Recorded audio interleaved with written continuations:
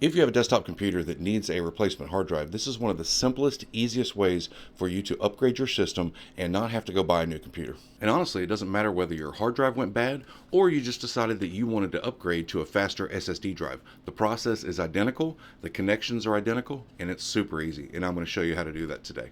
Hey everyone, my name is Scott Merrill. I've been in IT for nearly 35 years. This channel is primarily for novice users who need their hand held through the entire process. We focus on the what and the why and then the how. So if that's the kind of thing you're into, check out my content because I got a ton of videos you might enjoy. Additionally, one of the things I love doing for my viewers is making PC recommendations for those of you who are shopping, but you're really not sure what to buy. There's a link in the video description. If you fill out a short form, I will laser focus and find you exactly what you're looking for on your budget. It's 100% free. I'm happy to do it. Now that we got that out of the way, let me show you how to replace a hard drive in this desktop. So before we get started, understand that not every desktop PC is going to be the same. All the different makes and models have different case configurations, but getting inside of one is really not that difficult. Most of the time you're going to have two screws somewhere in this general area, and you just take a handy dandy tiny screwdriver and take them right out. Usually once you have done that, one side of the case will just slide right off. You can see here it's got a little pull handle. Just pull it right off and it slides right off. And it only goes on one way. Now again, every case is different, so sometimes you can just open up the computer and the hard drive is sitting right there and you can just disconnect it. In this case, this whole part right here rotates up. It's a clamshell type thing, but we can't do that until we get this front cover off. Thankfully, there's just some little tiny tabs here, and you want to be very careful when you do this because these can break. You just literally lift up a little bit, and just like that, the entire front cover comes off. This part right here just rotates up, and here is our hard drive. There's only two connections that you need to remove. All the hard drives that I can recall have two connections. You need power and you need data. This large one right here, you can just literally pull it out. That is your power connector. This one right here, the tiny one, is your data. All you have to do is pull those out and just set them aside. Now, most of the time, a hard drive is going to have some type of tray. You can see I just literally slid it right out. Here is my hard drive, and here is the tray that sits inside the machine to hold it in place. There's usually going to be just 4 screws, 2 on each side, right here, and you just remove those and the hard drive will pop right out. There are some exceptions to that. Dell, for example, uses a plastic tray with no screws, and there are little tabs on the sides of the tray that pop into holes on the side of the drive. Most drives are going to have some type of screw assembly holding the drive in place. So again, with our screwdriver, we're just going to simply take these screws out,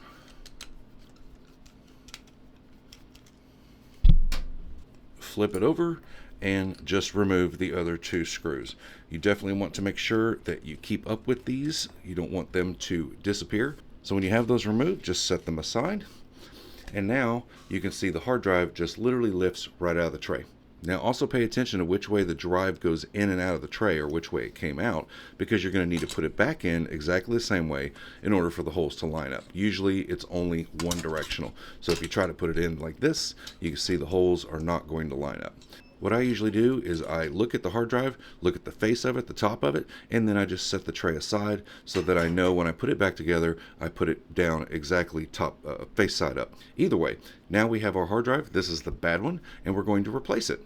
Now what I'm going to do is I'm going to replace this bad drive with this good working drive. Now, it's also possible that you may want to upgrade one of your old spinning drives with a SSD drive, which is basically a no moving parts, which means it's going to be about 5 to 10 times faster with the same exact connections and everything else. Let me show you that. These are called SATA connections. You can see here the connections are exactly the same as they are on the spindle drive, but this drive is going to be way faster than this one. But unfortunately, my client decided they wanted a like-for-like replacement with a spinning hard drive, and they didn't want to spend the extra money on the SSD. But if you wanted to upgrade and go from a spinning drive to a drive with no moving parts, that's absolutely one of the easiest, fastest performance increases you can do on your own computer. So we're going to set that aside.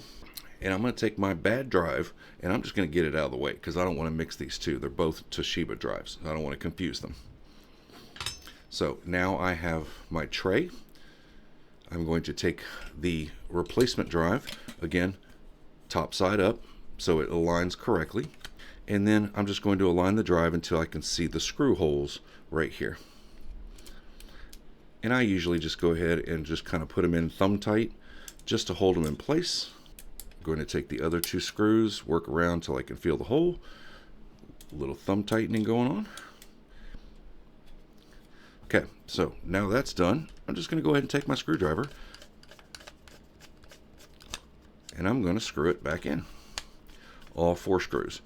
Not all drives have 4 screws. Sometimes they only have 2. Doesn't matter. Whatever comes with the drive, just repeat that process, taking the drive out and using the same number of screws, putting them back in. Okay, so now we have our replacement drive in the correct tray. Now we just got to put it back in the computer and get everything connected.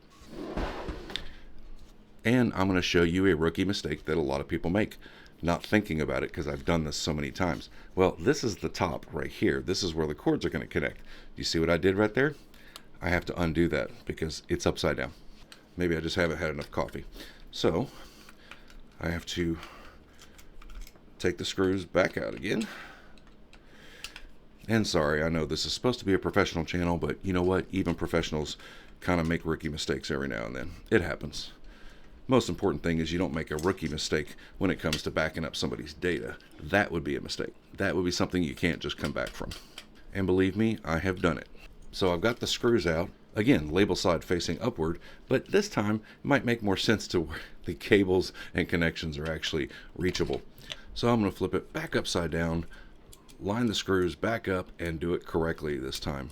You'd think after 35 years I would know better, but you know. Okay, attempt number 2. Now I have this part of the tray, which again is on the viewable side here when you open the case, and I have the connections freely available. Now it's time to connect this new hard drive to the computer. So your tray is usually going to go in one way, and a lot of times it'll go in and it'll snap or lock in place. That's what you want. It definitely helps to pay attention to which way this goes when you first remove it. And again, we have our 2 connections here, our power and our data. Doesn't matter which one you connect in first. And if you look closely, you can see there is a notch right here. And that is to give you the indication of which way these are aligned. They can only connect to these drives one way. So you put it in, little pressure, snaps in place. Same thing here. Both of these are now connected. And just as information, this one right here winds around and connects to the power supply here.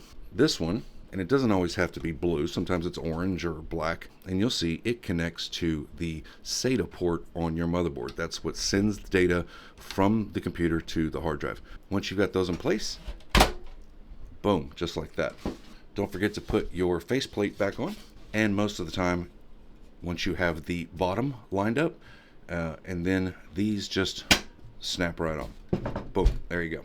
Now I don't always do this because I want to make sure the drive is 100% functional before I put it back together and give it back to the client. But in this case, I've already tested the drive. I already know what I'm doing. So I'm going to go ahead and just slide the cover back on, and then I'll put the screws back in before delivery.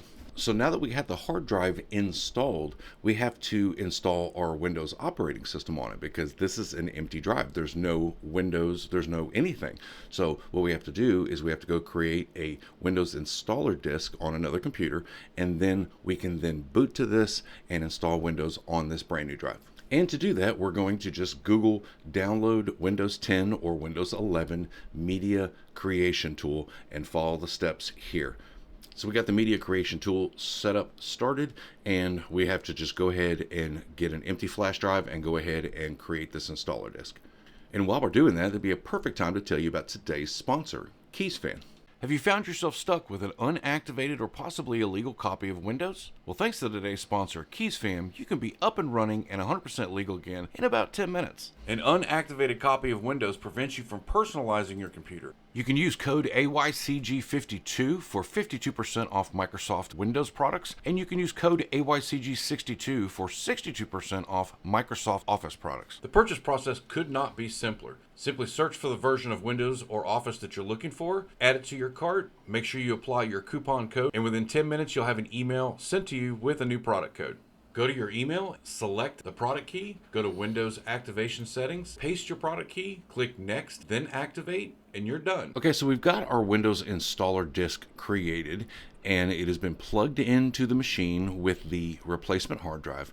Now, there's several different ways to boot to that installer disk. You can go into the BIOS here and go into the boot section and change your default boot drive to that flash drive, or with most every computer, when you boot it up, there's a certain keystroke that you can hit. In the case of Dell, you can do F12, which will immediately bring that up. Now, again, HP, I think you have to hit escape and then F9 or whatever, but a quick Google search will tell you exactly which key boots this boot option. So we just simply start up the machine with the flash drive plugged in, hit F12, and then now we're going to have those options on what to boot to.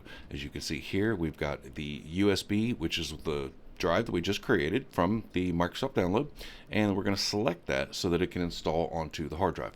So we're just going to boot to that flash drive and let it do its thing, and I'm going to walk you through the initial setup in Windows so that you can feel comfortable getting back to your desktop.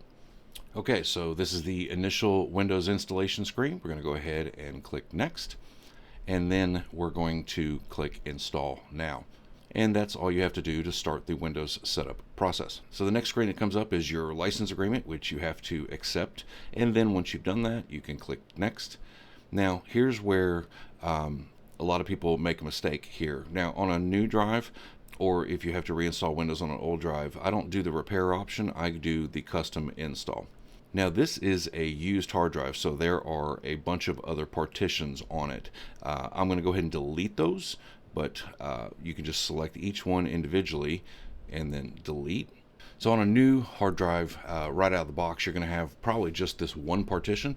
If you're upgrading from a different hard drive, maybe a spare drive or something like that, you can go and delete those other partitions. When you delete those partitions, you will lose the data on those drives. So make sure that you back them up first before you start deleting these partitions. Right now, this is basically like a brand new drive, and I have one partition that I want to install Windows on. So you can click Create New here, which will allow you to create multiple partitions. I don't worry about that. I just go ahead and click Next and let Windows create those partitions that are necessary for installation of Windows. And as you can see, it's just gonna start doing its thing, and here in a few minutes we'll be ready to sign in and create our accounts. Now, depending on the type of hard drive that you've installed, if it's an old spindle drive, this process is going to be a little slow. If you have an SSD, it will be faster, but either way, the process does take a little while. So even if it looks like it's not doing anything, just be patient, and eventually you will get to the Windows installation setup screen. So I'm going to pause right now, and we'll come back to that. So after about 30 minutes or so, the Windows setup is finalizing, and here in a moment it's going to bring us up to our sign-in screen to where we can create an account and get started with our freshly installed copy of Windows. Alright, so the very first screen that comes up is the country or region. In this case, it's United States, so that's what I'm going to select. Go ahead and click Yes. Next screen wants to confirm the keyboard layout. If yours is US, go ahead and select that or choose your country. I'm going to go ahead and click Yes. No, I do not want a second keyboard. Click Skip. Now, this is the one that trips up a lot of people because Microsoft by default doesn't give you the option to not use a Microsoft account. Now, there's a workaround, and I'm not sure if it still works or not, but we're going to find out how you can do a couple keystrokes and create a local account. What you're going to want to do on your keyboard is hit Shift F10. And if you get this box that pops up, fantastic, because now you will be able to have a local account and not be tied directly to Microsoft. When this box pops up, you're going to type in OOBE/bypass NRO, just like that. Once you've got that typed, hit Enter. So your computer's going to restart and the setup is going to start all over again, but the difference is now is you're going to be offline, which means you don't have to use a Microsoft account. If you don't care or you want to use a Microsoft account, then you could just continue on logging into an existing wireless network at that last screen, log in with your Microsoft account, and everything's fine. But I prefer to use a local account. I don't want my stuff attached to Microsoft any more than possible. So the computer has restarted and the setup is going to start once again, and we just have to give it a second and let it do its thing. All right, so we are back to the same exact setup that we had before. It just starts all over again, but again, offline. So I'm going to click yes for the country. I'm going to click yes for the keyboard layout. Skip on the second keyboard layout. Now you can see on the internet connection screen, you can still connect to one of your wireless networks, which will force you to use a Microsoft account. But now we have this little option here, I don't have internet. If you click on that, that is basically going to allow you to create a local account. And basically, again, a local account means the account resides on your computer. It doesn't synchronize with Microsoft. It doesn't do anything. What you do on your computer, Microsoft has no knowledge of. So I'm going to go ahead and click Continue with Limited Setup. And of course, Microsoft is going to try to convince you that you need a Microsoft account. You do not. At this point, I'm going to go ahead and give the computer a name. We'll say Sandy. And this is going to be the user profile that you log into when you turn on your computer. I'm going to leave password blank. You do not need one.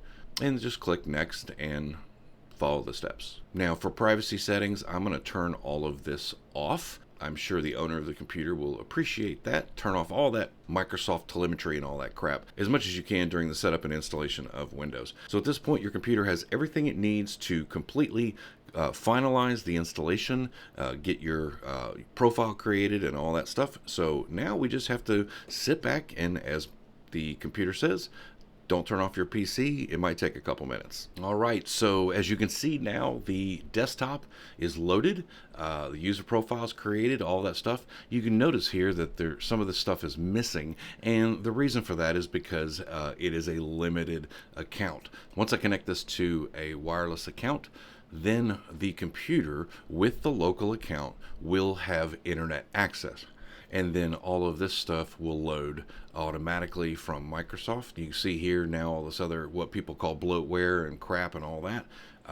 That's fine. We can remove all that stuff later. I'm not going to go into it in this video because it is a more intensive process on how to de-bloat Windows. But at this point now, all we want to do is make sure that Windows is going to update all of the drivers for this computer.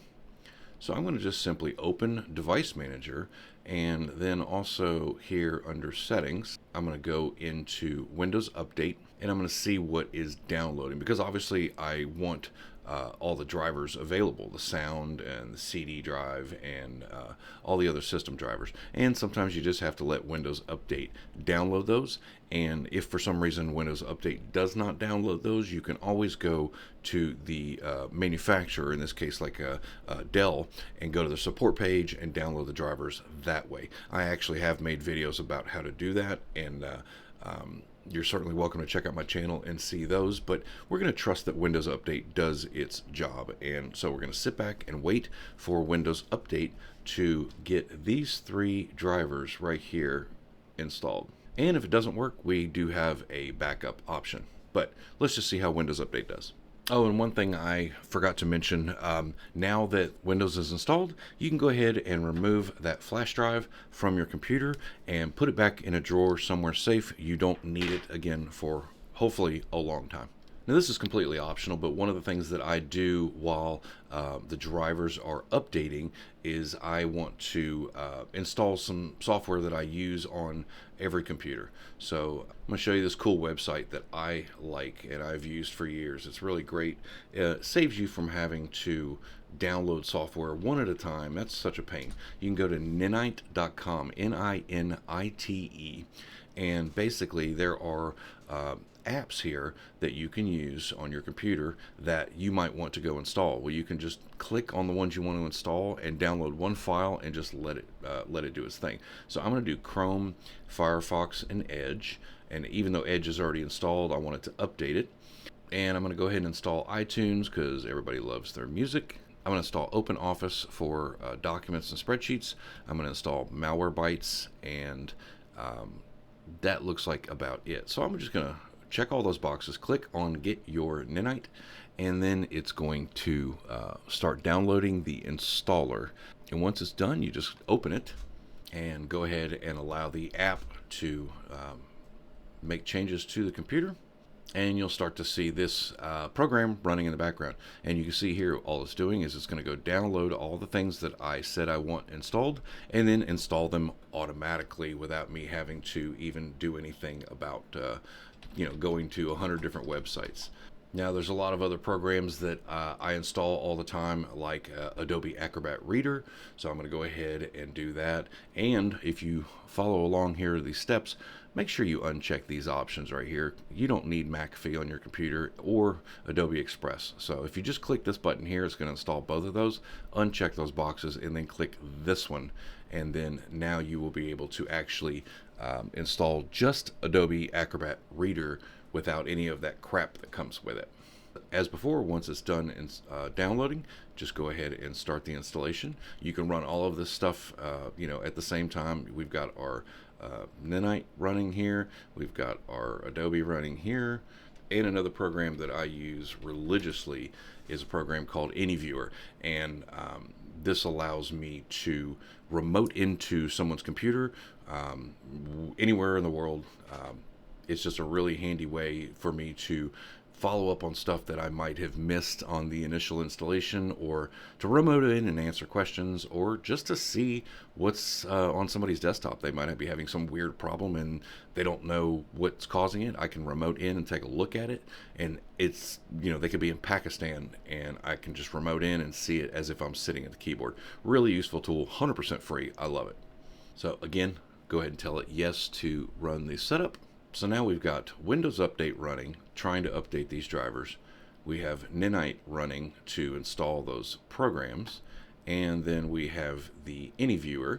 And again, these are optional. These are just my software preferences, but I told you I was going to show you start to finish how to replace your drive, get back into Windows, and get some software that you might use on a daily basis. And again, I could go into the settings and apps and remove some of the crap that comes with Windows.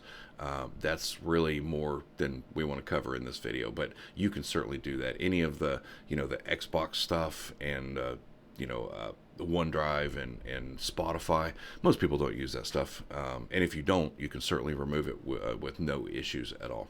So right now we want to just kind of sit back and wait for all of these programs to do their thing, and then we will be 100% good to go. So I'm going to pause and we'll come right back. Now, while all this is happening, I like to go ahead and make my system tweaks. In this case, one of the things that drives me crazy is the screen timeout. So I'm just going to go into personalization and lock screen and screen timeout and tell it stop turning off my screen every time I turn around. So I'm going to go here into screen and sleep and say when it's plugged in, never turn it off. Now I can go back to Windows Update and wait for everything to finish. Again, totally optional, but it's just a pet peeve of mine. And this is pretty much how I set up every machine that I touch. Now, it does happen sometimes when you're trying to do way too much at once that one of these things doesn't work. So I'm just going to cancel the Nanite right here because it failed on the Open Office. The program's great. It's just apparently Adobe trying to install. It looks like it's stuck at 90%. Windows Update isn't 100% sure. And as you can see, the computer needs to be restarted. I'm going to go ahead and just get that stuff all restarted, cancel this, and maybe just do them one at a time. Okay, so it looks like Windows Update has gone and found all the drivers that I need for all the hardware in my computer, so I am good to go there. And I've got all the software installed for the customer here, and there's only one thing I need left to do, and that is to disable startup items. So I'm going to right click on the taskbar, go to Task Manager. In Windows 10, you'll have a startup tab across the top. In Windows 11, it's right here. And first thing I do is I check the status category here, column, because I want to see what's enabled and what's disabled. And as you can see here, there's always a lot of crap that it ends up running every time the computer starts, and I don't want it to. So I can just right click and disable Adobe Cloud Sync, which is just to tie into Adobe Reader. I don't need iTunes running every single time. I'm going to right click and disable. Microsoft Edge running every time, so I'm going to disable that. Same with Microsoft OneDrive, and these are audio settings here for my sound, so I want those to run. So right now, that's all that is enabled. That means that this computer is minus a full debloat, running about as fast as it can possibly run, considering that it's still got a spindle drive in it.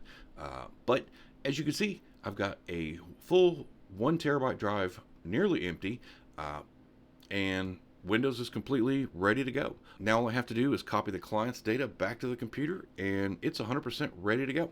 So if you've made it this far, congratulations, you have installed a new hard drive in your desktop PC and hopefully give it a little bit more life in a few more years. So I hope that video was helpful and maybe took a little bit of anxiety off your plate as far as how to upgrade your hard drive without having to pay somebody else to do it. If you'd like to try it for yourself, you definitely are going to need a Windows installer disk. You can watch that video over here, and if you haven't backed up your data yet, you definitely should do that before you start. You can watch that video right over here. As always, I want to thank you so much for watching, and we'll see you in the next video.